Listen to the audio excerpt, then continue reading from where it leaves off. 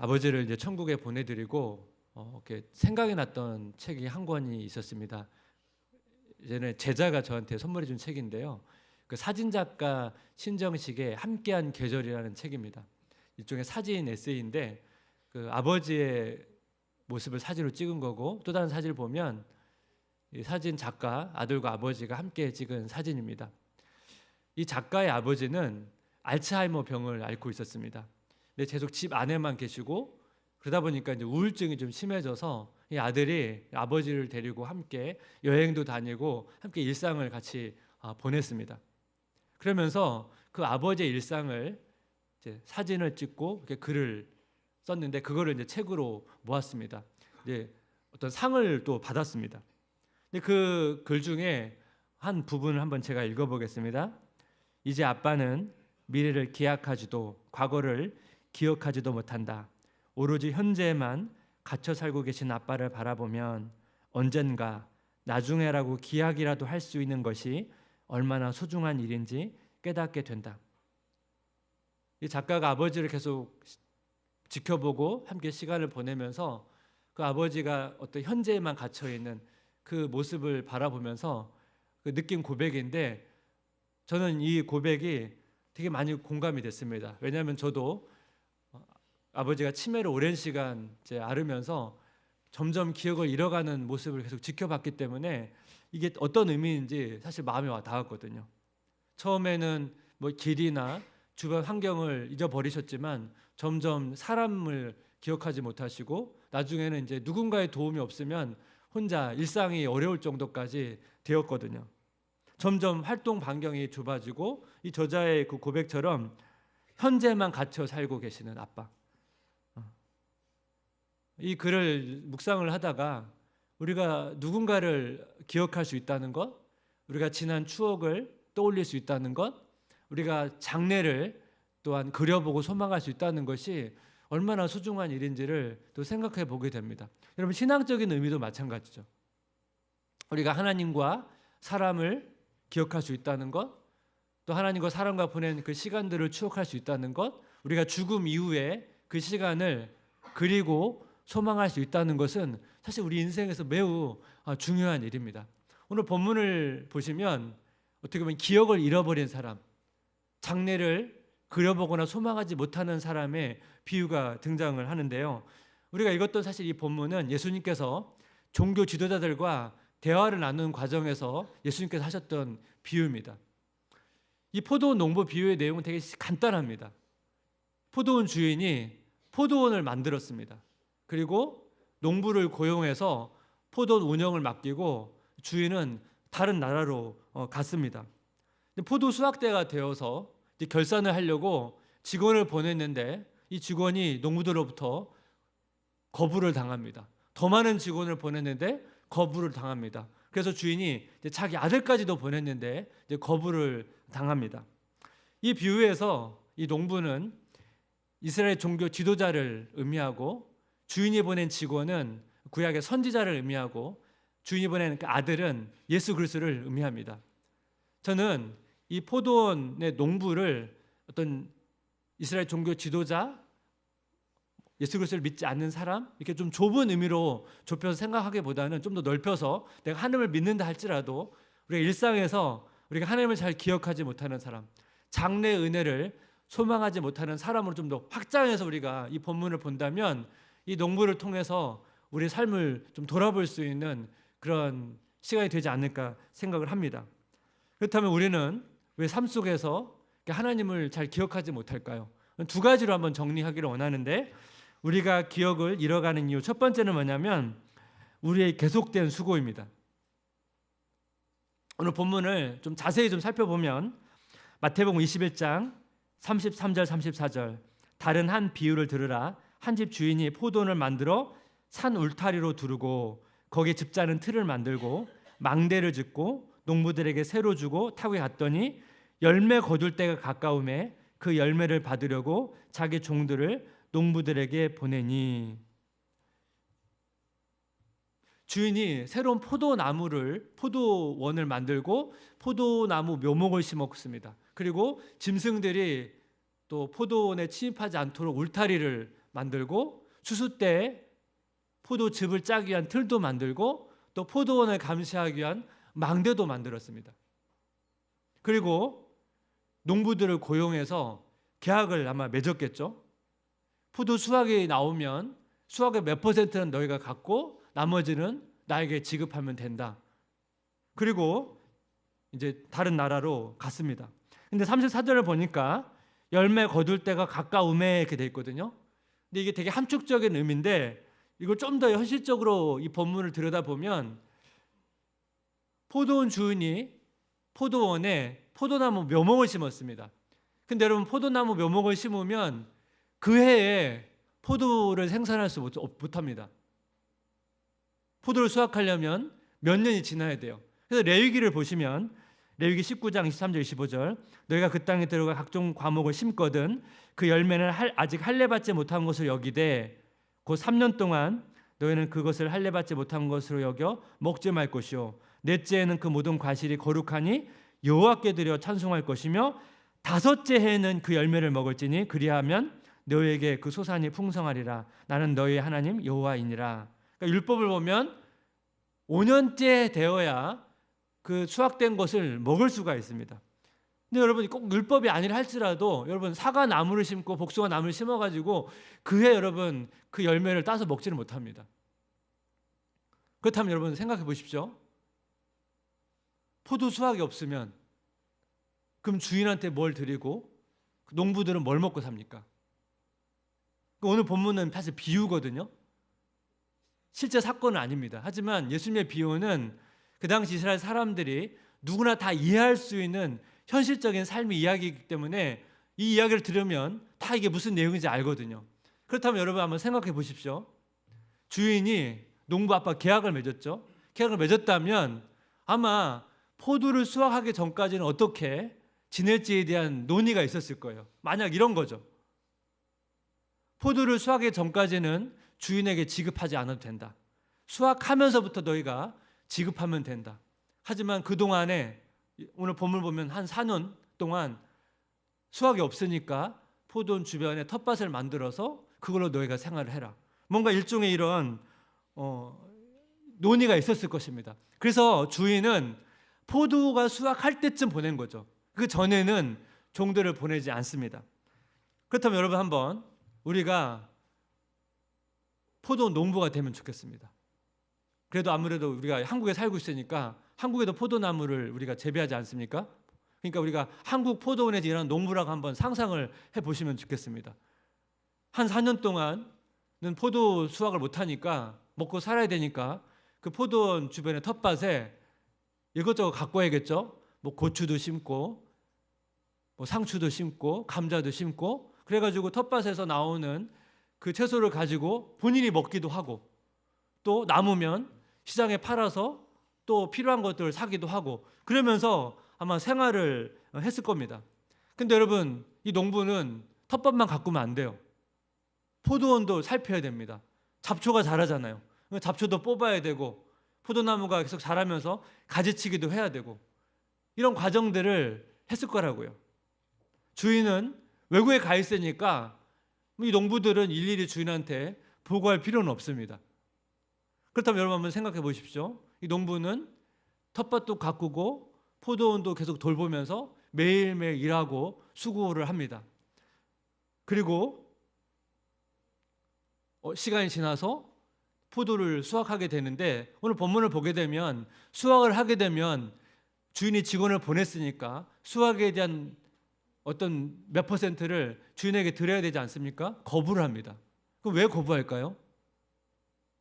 농부는 본인이 자기가 수고하고 노동을 해가면서 그 모든 것을 자기의 수고의 대가로 생각한 거예요.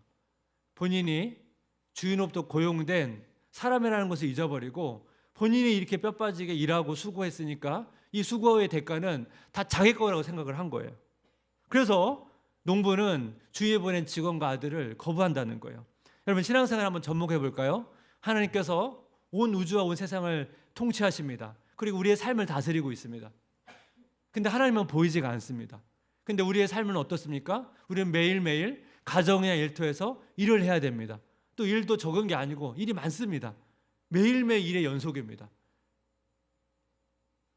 이런 우리의 계속된 노동과 수고는 어떤 결과를 가져올 수 있다고요?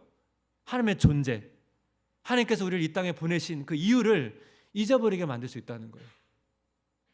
사도 바울은 우리가 이런 오해를 하기 때문에 이런 오해를 풀어가기 위해서 일과 은혜에 대한 개념을 가지고 설명을 하는데, 로마서 4장 4절, 일하는 자에게는 그 삭시 은혜로 여겨지지 아니하고 보수로 여겨지거니와. 이해되시죠? 일하는 사람은 그 삭슬 은혜로 여기지 않습니다. 그 삭은 자기 노동의 대가라고 생각하기 때문에 당연한 결과라고 생각하지 은혜로 생각하지 않는다는 거예요. 우리가 이런 생각을 갖기 너무나 쉽기 때문에 이런 오해를 풀기 위해서 아브라함이라는 인물을 가지고 설명하면서 은혜를 설명하는데, 어떻게 설명하냐면 로마서 4장 5절입니다. 이를 아니할지라도 경건하지 아니한 자, 의역을 제가 이게 아브라함을 넣었습니다. 경건하지 아니한 자를 의롭다 하시는 이를 믿는 자에게는 그의 믿음을 의로 여기시나니. 아브라함을 일을 안 한 사람이라고 묘사를 합니다. 근데 여러분, 아브라함의 스토리를 생각해 보면 아브라함은 사실 페르시아 지역에서 잘 살고 있었는데 그 당시 여러분 거의 대도시였습니다. 갈대아 우르가. 근데 갑자기 하나님께서 이스라엘로 이민을 가라고 합니다. 어떻게 보면 지금으로 말하면 시골로 이사를 가라는 거죠. 아브라함이 순종을 했습니다. 그리고 그 가나안 땅에서 때로는 막 기근도 경험하고 그 조카를 자기 아들처럼 돌보고 또 지나가는 나그네도 섬기면서 그렇게 여러분 살았습니다. 뭐 비록 아내를 누이로 속이는 그런 행동도 하고 하나님의 약속을 기다리지 못해가지고 자꾸 인간적인 방법으로 문제를 해결하다가 어려운 일도 겪기도 했지만, 아브라함 삶을 보면 되게 신실한 사람이고 하나님을 위해서 굉장히 열심히 일하고 섬겼던 존재거든요. 근데 오늘 본문을 보면 아브라함 일을 하지 아니한 사람이라고 묘사를 한다는 거예요. 이거는 우리가 보통 아까 바라보는 시각과는 다른 관점으로 성경은 묘사를 하고 있다는 것입니다. 그럼 이게 뭐냐? 아브라함과 하나님과의 관계를 지금 묘사하고 있는데, 이게 어떤 관점이냐면 아브라함은 자신이 하나님을 위해서 일하고 섬긴 것이 아니고 하나님께서 자기를 위해서 일하고 섬기셨다고 생각했다는 거예요. 하나님께서 자기 인생을 인도하셨고 자기의 필요를 채워주셨기 때문에 아브라함이 인식한 하나님과의 관계는 자기가 하나님을 위해 섬긴 게 아니고 하나님께서 자기를 위해서 섬겼다는 거예요. 이 관점이 중요합니다. 이게 왜 중요하냐면 일반 종교는 사람이 신을 섬기는 거거든요. 그리고 내가 신을 섬긴 만큼 신이 보상해 주는 관계거든요. 근데 기독교는 정반대예요. 기독교는 뭐가 바뀌었다고요? 하나님과 우리의 관계는 하나님이 우리를 섬기는 거예요. 그게 은혜거든요. 그래서 아브라함은 그걸 깨달은 거예요. 그걸 경험한 거예요. 그러니까 자기 인생이 선물인 거예요. 아브라함이 일을 안 했다는 게 아니고 하나님과 아브라함의 관계는 일반 다른 종교와 가졌던 신과의 관계가 아니고 정반대의 관계로 인식됐기 때문에 아브라함 그거를 자기 인생을 하나님의 은혜라고 생각했다는 거예요. 여러분, 이런 관점에서 우리 인생을 지금 들여다보면 하나님 지금도 우리를 섬기세요. 우리를 구원해서 하나님의 자녀 삼으시고, 왜 자녀 삼으셨습니까? 하나님께서 우리를 얼마나 사랑하시는지, 우리를 얼마나 섬기시는지, 그러면서 그 은혜를 깊이 알도록 우리를 부르신 거예요. 근데 우리가 만약 이 하나님의 섬기심, 하나님의 일하심을 보지 못하면 우리 인생은 뭐밖에 보입니까? 우리는 매일매일 계속 일하고 고생하고 그거밖에 없거든요. 그렇다면 우리는 하나님을 믿든지 믿지 않든지 간에 이 하나님의 섬김과 일하심을 보지 못한다면 포도원 농부와 같은 반응을 할 수 있다는 거예요. 여러분, 그 김훈이라고 하는 그 유명한 작가가 있죠. 그 밥벌이의 지겨움이라고 하는 그 에세이를 보게 되면 그 일의 고통, 일의 수고의 힘듦을 되게 적나라하게 묘사를 합니다. 한번 제가 읽어보겠습니다. 전기 밥통 속에서 밥이 익어가는 그 평화롭고 비린 향기에 나는 한평생 목이 메었다. 이 비애가 가족들을 한 울타리 안으로 불러 모으고 사람들을 거리로 내몰아 밥을 벌게 한다. 밥에는 대책이 없다. 한두 끼를 먹어서 되는 일이 아니라 죽는 날까지 때가 되면 반드시 먹어야 한다. 이것이 밥이다. 이것이 진절이 나는 밥이라는 것이다. 저자는 가족을 책임지기 위해서 어떻게든 일터에 나가서 돈을 벌어야 되는 그 고된 삶에 대해서 이게 적나라하게 고백을 한 거예요. 힘들다는 거죠. 근데 사실 김우는 카톨릭 신자거든요. 카톨릭 신자인데 제가 이 글을 보면서 이 김우는 좀 뭔가 냉담한 카톨릭 신자 같아요. 그 다음에 이제 성경을 인용하면서 말을 하는데 한번 읽어보겠습니다. 예수님이 인간의 밥벌이에 대해서 말씀하시기를 하늘을 나는 새를 보라. 씨 뿌리지도 않고 거두지도 않거늘 하늘에 계신 아버지께서 먹이시느니라 라고 하셨다지만 나는 이 말을 믿지 못한다. 하나님이 새는 맨입에 먹여주실지 몰라도 인간을 맨입에 먹여주지는 않는다. 이렇게 성경 말씀을 인용하면서 뭔가 그 거부하는 그런 표현을 되게 묘사하고 있잖아요. 근데 여러분 이것이 누구나 가질 수 있는 마음이라는 거예요. 왜냐하면 하나님께서 인간을 창조하시고 나서 일을 시켰거든요. 근데 그 당시 아담과 하와는 일이 행복했습니다. 일이 즐거웠습니다. 하나님을 경험하는 통로였습니다. 근데 아담과 하와가 죄를 짓고 난 이후부터 일이 힘들어졌거든요. 일이 고생스럽고 일이 지겨워지고. 그런데 여러분 하나님께서 우리에게 은혜를 주셔서 비록 우리가 이 땅의 현실에서 일이 힘들지만 우리가 하나님의 일하심과 하나님의 섬김을 경험하게 되면 그 힘든 일 속에서도 감사를 발견하고 은혜를 누릴 수 있거든요. 근데 만약에 이 하나님의 섬김과 일하심을 경험하지 못하면 이 김훈의 고백이 우리 삶에서 고백이 나온다는 거예요. 저도 그 직장 생활을 이제 IT 분야에서 했는데요. 이게 파견된 회사의 근무 시간을 맞추다 보니까 어떤 때는 8시 출근이에요. 보통 9시 출근이잖아요. 근데 8시에 출근을 하려니까 일찍 출근해야 되잖아요. 그러면 그 사람이 많은 지하철 그 버스를 타고 갔다가 퇴근은 또 그들처럼 퇴근을 못 해요. 그러면 퇴근 시간에는 길에 사람이 거의 없어요. 그런 길을 제가 퇴근했거든요. 그러니까 이런 삶을 계속 반복하다 보니까 은혜가 되게 충만할 때는 그래 내가 하루하루 일할 수 있는 게 너무 감사하고 기쁘고 그런데 내가 뭔가 은혜가 잃어가고 그럴 때는 어떻게 됩니까? 그 일터가 하나님의 일하심과 하나님의 섬김을 경험하는 곳이 아니라 생존을 위해서 먹고 살기 위해서 일하는 곳으로 바뀌어지다라는 거예요. 그 김은의 그 고백이 또 저의 고백이 되는 거예요. 그러니까 제가 그 둘 사이를 왔다 갔다 하는 모습을 보게 되었거든요. 그러니까 우리가 여러분 일상에서 이 계속된 노동이 연속되어질 때 그것이 뭔가 되게 힘들고 고통스럽고 무의미하게 느껴질 때 어떻게 된다고요? 내가 잊혀진 게 있구나.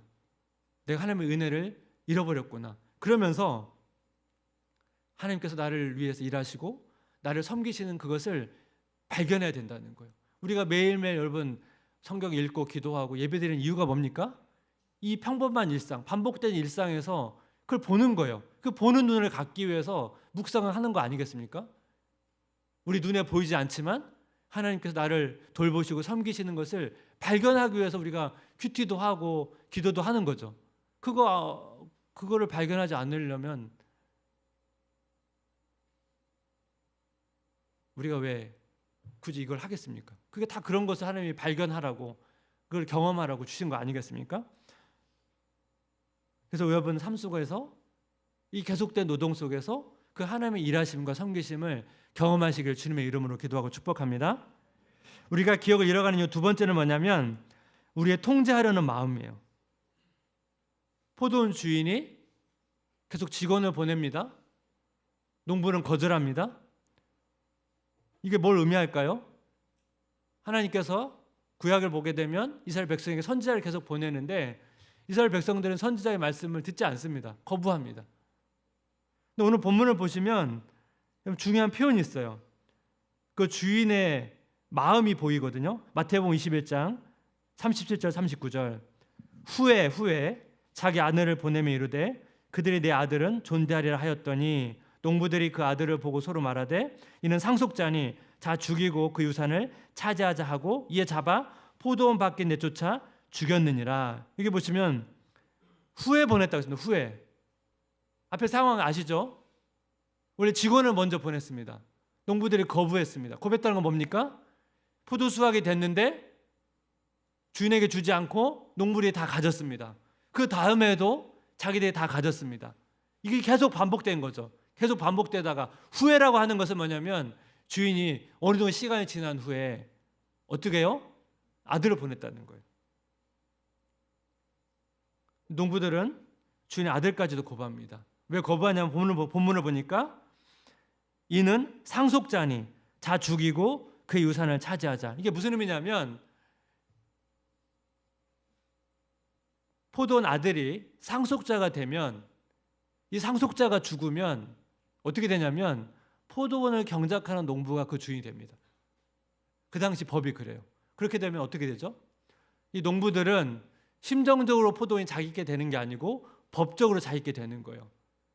그래서 포도원은 농부의 소유가 되는 거죠. 그래서 농부들이 그런 결정을 했다는 거예요. 포도원을 자기가 통제하려는, 자기 것을 삼으려는 그 농부의 마음이 주인이 보낸 종들과 아들까지를 거부하게 됐다는 거예요. 그렇다면 여러분, 포도원의 주인의 마음은 어떻습니까? 지금 계속 농부들이 거절하잖아요. 근데 주인은 계속 기다리고 있는 거예요. 종을 보내고 또 다른 종들을 보내고 그리고 시간이 오랜 지내서 자기 아들까지 보낸 거죠. 이 과정에서 지금 우리 본문이 빠르게 진행되고 있지만 굉장히 긴 시간이 지난 후에 자기 아들을 보낸 것입니다. 농부들은 주인의 마음을 알지 못하죠. 주인이 얼마나 지금 참고 기다리고 있는지 농부들은 알지 못한다는 거예요. 근데 여러분, 이 본문의 비유를 생각해 보면 우리가 그렇지 않습니까? 우리 인생 가운데 우리는 우리의 인생을 우리가 계획하고 우리가 주도하고 싶어 합니다. 근데 그 과정에서 그 배경에 하나님께서는 우리를 기다리고 있다는 거예요.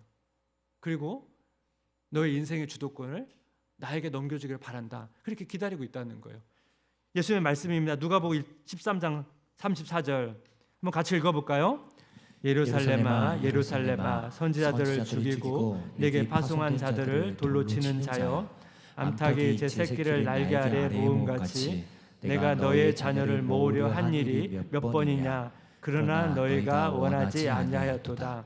여기 보면 원래 같은 단어를 썼는데 앞에 너의 자녀를 모으려 한, 이게 원한다는 같은 단어거든요. 근데 한으로 말했기 때문에 이 단어의 의미가 좀 어떻게 보면 놓칠 수 있거든요. 같은 단어를 썼어요. 이게 무슨 의미입니까? 암탉이 제 새끼를 모으려 한 것처럼 하나님께서 뭐예요? 자기 백성을 모으기를 원했다는 거예요. 소망했다는 거예요. 갈망했다는 거예요. 그런데 이스라엘 백성은 그것을 원하지 않았다는 거예요. 갈망하지 않았다는 거예요. 바라지 않았다는 거예요. 이 구절 안에 하나님의 기다리심과 하나님의 소망과 그것을 거부하는 이스라엘 백성들의 마음이 대조를 이루고 있다는 것을 알 수가 있습니다. 베스트셀러 작가 이기주의 신간인데요. 그리다가 뭉클이라고 하는 책을 보면 이 작가가 글만 잘 쓰는 게 아니라 그림을 되게 잘 그리더라고요. 그 일상 가운데 되게 인상 깊었던 장면을 사진을 찍어서 이렇게 그림을 그린 건데요. 이 책 내용 중에 되게 인상 깊었던 그림이 있습니다. 왜냐하면 저도 이 장면을 봤거든요. 이게 무슨 장면이냐면 이 작가가 이제 직장 일을 마치고 집으로 가는 길 가운데 올림픽대로를 지나가는데 차가 너무 많이 막혀 있는 거예요. 그런데 그 여의도 뒤편에 붉게 물든 노을을 보면서 그 장면을 그린 거거든요. 여러분, 강변북로랑 올림픽대로 운전해 보신 분 알겠지만 여기 되게 상시적으로 막힙니다. 특히 퇴근길에는 거의 차가 잘 진행이 안 돼요. 가다 서다 이렇게 되거든요. 그러니까 이 저자도 그 길이 막힌 길 가운데 막 짜증도 나고 막 답답하기도 한데 마침 그때 이제 창 너머로 보이는 붉게 물든 노을을 보면서 그 마음이 따뜻해졌다는 거예요. 저는 이 장면을 보면서 저도 이제 그 도로를 다녔던 적이 있었기 때문에 그 장면이 이렇게 떠오르더라고요. 근데 저는 그 글을 보면서, 그 그림을 보면서 이것이 어떤 인생의 단면을 보여주는 게 아닌가?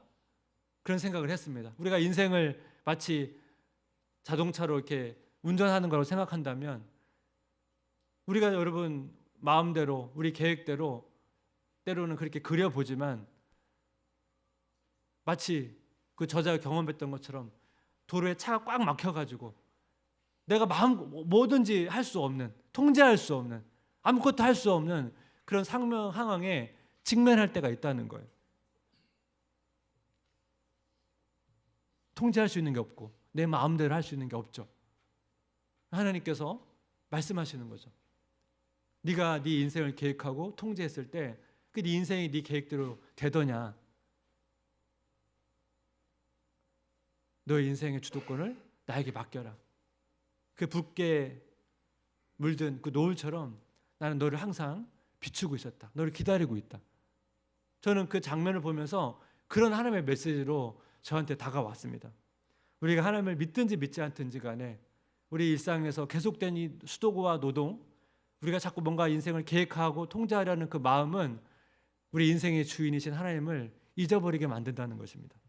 앞에서 소개한 사진 작가는 아버지가 점점 기억을 잃어가기 때문에 아버지를 기억하기 위해서 사진을 찍어서 그 기록을 남겨놨습니다. 저희 아버지는 예전에 교직 생활을 하셨거든요.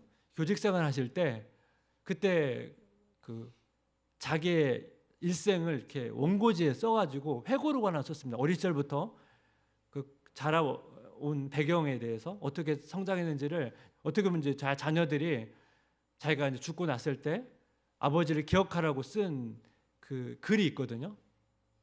근데 제가 최근에 이사를 여러 번 하면서 그 원고를 잃어버렸다는 사실을 제가 알게 됐습니다. 그래서 너무 이제 아쉬웠는데 그걸 보면 그 아버지 어린 시절 이야기도 나오고 그 고생했던 이야기들이 굉장히 많이 있거든요.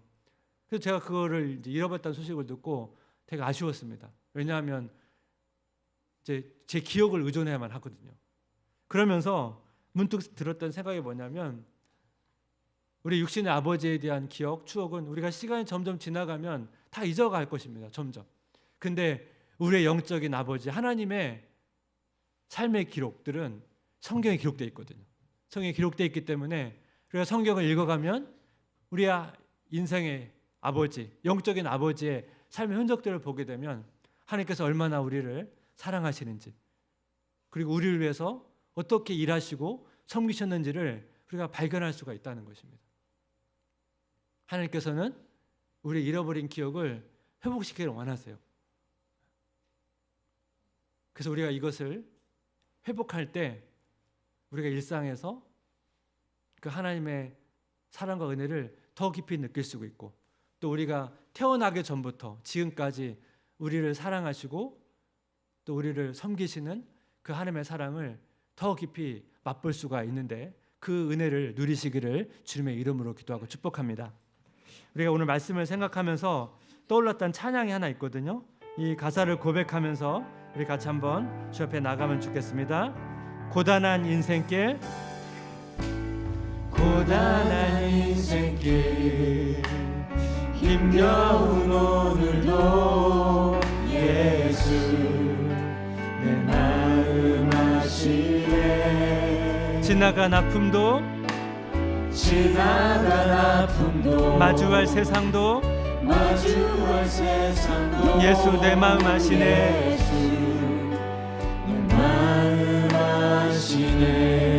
하루를 살아도 기쁨으로 가리 예수 늘 함께 하시네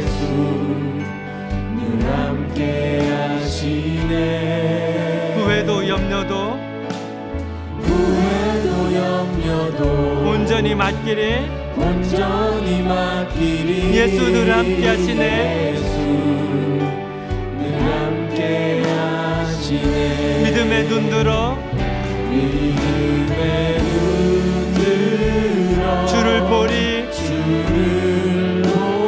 이 또한 지나가리라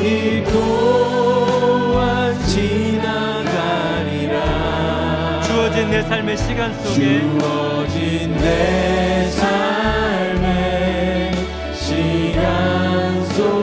주의 하소서. 주의 뜻 알게 하소서. 하루를 살아도 기쁨으로 가리.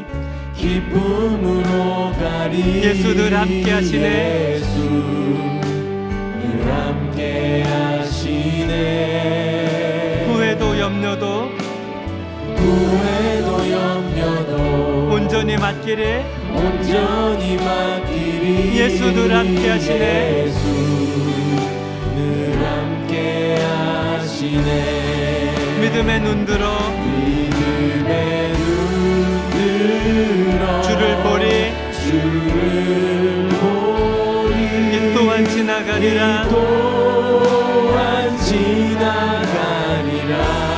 주어진 내 삶에 시간 속에 주의 뜻 알게 하소서. 우리 다시 한번 믿음의 눈 들어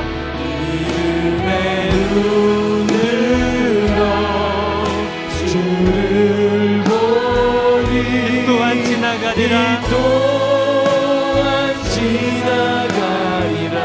주어진 내 삶에 시간 속에 주의 뜻 알게 하소서. 이 시간에는 잠잠히 좀 묵상하며 좀 기도하면 좋겠습니다. 지난 한 주와의 삶, 지난 인생을 좀 돌아보면서 기도하면 좋겠습니다.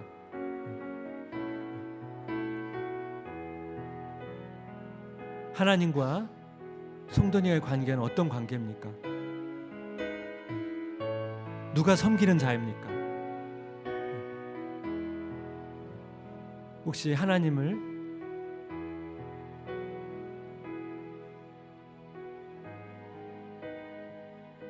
어떤 존재로 인식하고 있었는지,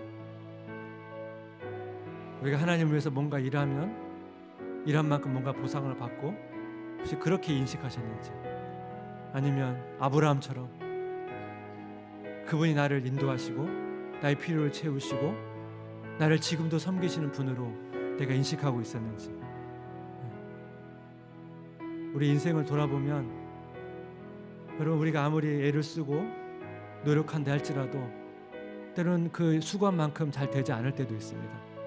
때로는 우리가 아무리 열심히 일해서 그 열매를 거둬도, 어떤 영역에서 열매를 거두지만 우린 때로는 그것에 너무 몰두하다 보니까 다른 부분은 소홀히 하기 때문에 또 그 부분에는 비어있는 우리 인생인 것을 발견할 때가 많이 있습니다. 일을 하다 보면 가족을 돌보지 못하고 그런 여러 가지 인생의 공허함들이 우리 인생 가운데 있습니다. 이 시간 우리 같이 하나님의 음성을 들으며 하나님의 부르심, 하나님의 초청, 우리 함께 그 길을 걷자. 네가 가지고 있는 그 무거운 짐들 혼자 짊어지지 말고 내가 너를 도와주기를 원한다. 내가 너를 섬기기를 원한다. 내가 너 그 길을 같이 걷기를 원한다. 그 하나님의 메시지를 시간 받고 우리 지난 시간을 돌아보면서 하나님, 주님과 함께 그 길을 걷기를 원합니다. 그 하나님께서 나를 얼마나 사랑하시고 섬기시는지 그것을 내가 경험하며 살기를 원합니다.